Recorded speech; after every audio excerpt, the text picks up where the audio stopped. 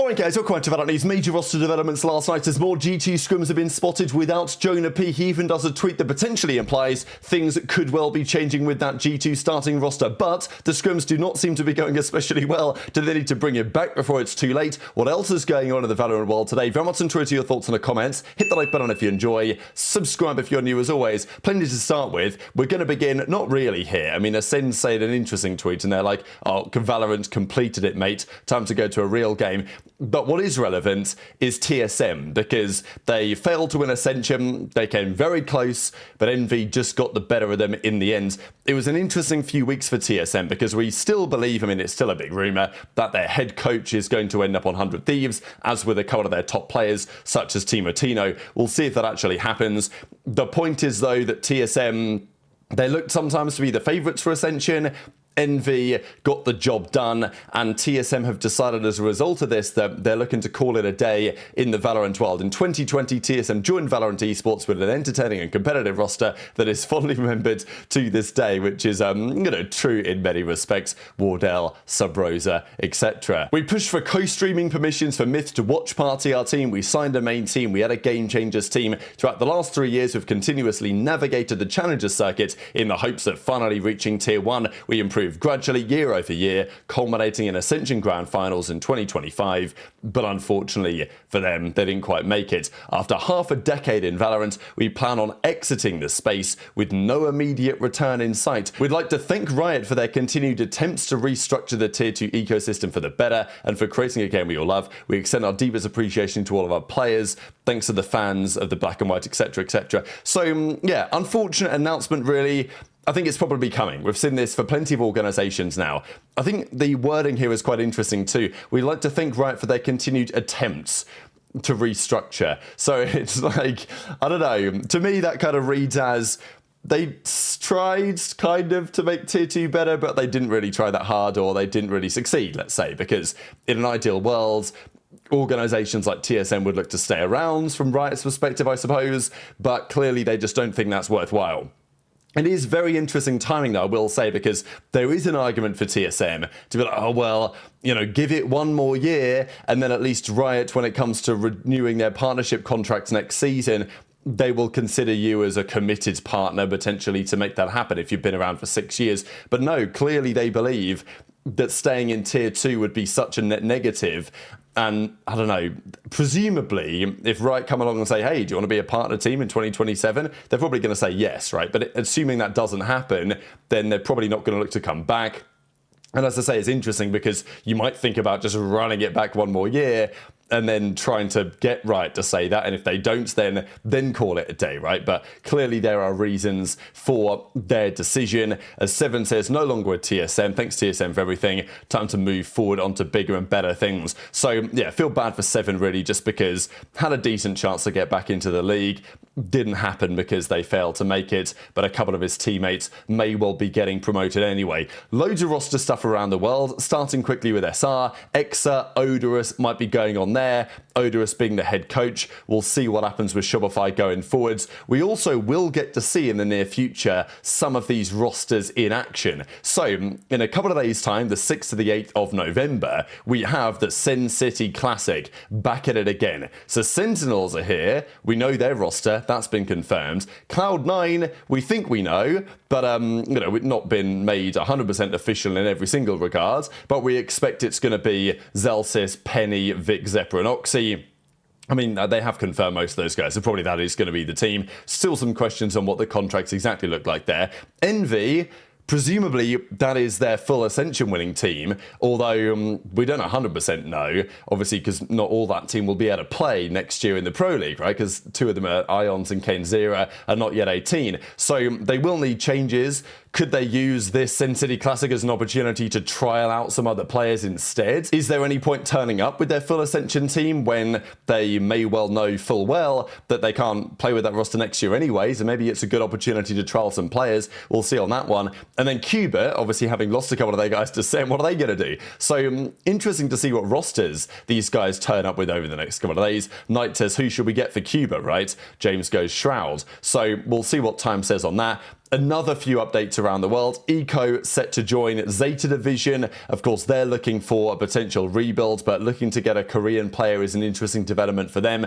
There's also talk about Muggle. So Muggle was former EDG head coach. Now Autumn's coming in there instead. There are rumours that he might go to Bilibili Gaming. It was initially reported that that was effectively a done deal. Now it's no longer a done deal, but reportedly it will happen at some point, possibly. They're at least undergoing talks. Fnatic, they finalized everything now. Desmo's reached a verbal agreement with them to at least assist on the coaching side. So this is what it's going to be. Kayak, Vikaj, who we saw join the other day instead of Chronicle, Crashies, Boaster, Alpha, with Milan, Desmo and Zed, because we know that Scut has gone over to Team Vitality. And speaking of Team Vitality, I did just want to share this clip real quick because I thought it was kind of interesting. So this is Chronicle playing a trucking game or whatever, and he's talking on stream about what happens. Now, someone asks him a pretty, what he describes as kind of a toxic question, but, you know, fair play, he did answer it and was like, damn, why would you join Vitality when they're going to be terrible and not win anything? That was at least the implication. Now, of course, Chronicle wouldn't join Vitality if he didn't think they could win. And clearly with him and Durka, he believes that he has some level of confidence that they can do exactly that. I think what he says towards the end, though, is a little more interesting when he's more specific on why he left Fnatic and says that there were multiple reasons, many of which he would like to keep confidential or needs to keep confidential for some reason. Sure, was money one of them, right? That was the implication from Fnatic, right? That they simply couldn't offer what Vitality were going to offer. That was why the deal was done. Was that the primary reason? Quite possibly, yes. But clearly there were some other things going on there behind the scenes. Поэтому это очень долгий путь. Why did you decide to join Vitality when you know you're not going?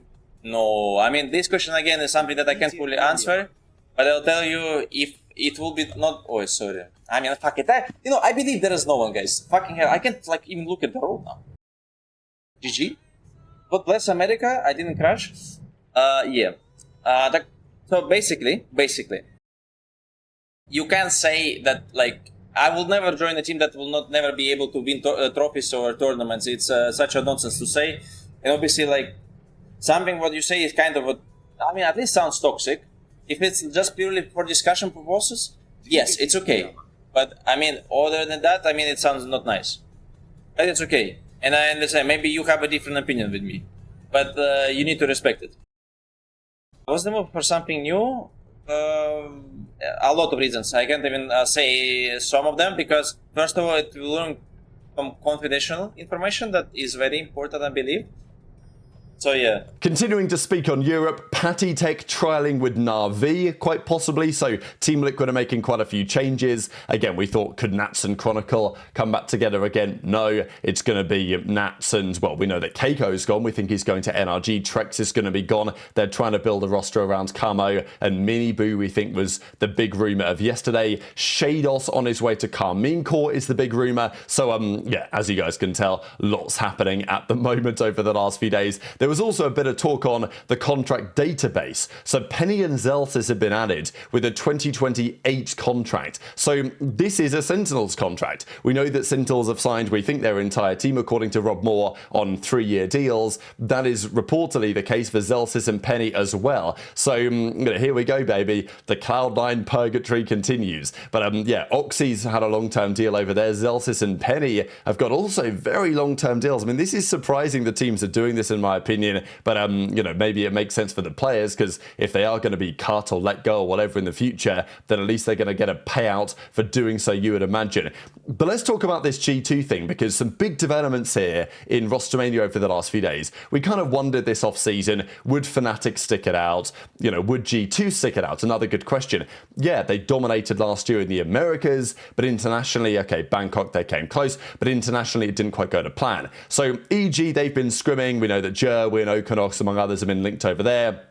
You know, we've got Xander this time actually trialling for what we think is the SR team, maybe. So Xander in a couple of options. We see Odorous, we see Satellite over there as well. Some players that we've seen over the last couple of days. We've got Cloud9 8-4 up. Not really sure against 2. but C9 were also scrimming G2 yesterday, and well, this was one of their other scrim bucks. So this is very interesting. We saw G2 scrimming yesterday without JonahP, that it was, one or two screenshots, whereas now we have quite a few more along those lines. We know that they've re-signed their, Trent and Valin, right? So Jorgamo's not going anywhere. He's still on a contract. They've re-signed Trent and they've re-signed Valin. That was the big rumor, of course, of yesterday. JonahP isn't going anywhere. And then Leaf is still spotted here with the team. So there's no confirmation yet that he's been re-signed. I mean, there's no confirmation really of anything. But the rumor has it that Leaf and JonahP were not yet re-signed, whereas Valin and Trent and Jorgamo have been. But Leaf has been spotted scrimming with them and no JonahP. So yesterday they were playing Moose Flyer, Note and a couple of others, and they were down 9-2. JonahP was clearly, as you can tell, playing something else. And then JonahP tweets this out yesterday, drops the little heart emoji, which heavily implies, given all the circumstances, that he's no longer going to be there going into next season. Now look, if G2 were forced to make a change, would JonahP be the most likely to be considered for replacements? I can see why, but also he has been a critical component of that team over the last few years. So yeah, it looks like G2 are going to do it, right? It looks like they actually are going to make a change. But as I said right at the start of the video, maybe it's not the best idea because they have been scrimming. We can see Jorgamo, we can see Trent, we can see Leaf, we can see JonahP. Again, we don't know who else they're playing with, right? Because if there's no JonahP, who else are they trialing with? Especially if JonahP, with the implication of this tweet that he maybe knows that he's gone already, I don't know. But as I say, with G2 being getting cooked, like the scrims, I know that it's scrim bucks, right? But the scrims for the last couple of days have not looked especially pretty, right? They were playing Cloud9 here. We see Zelsis, Penny, Vic, etc.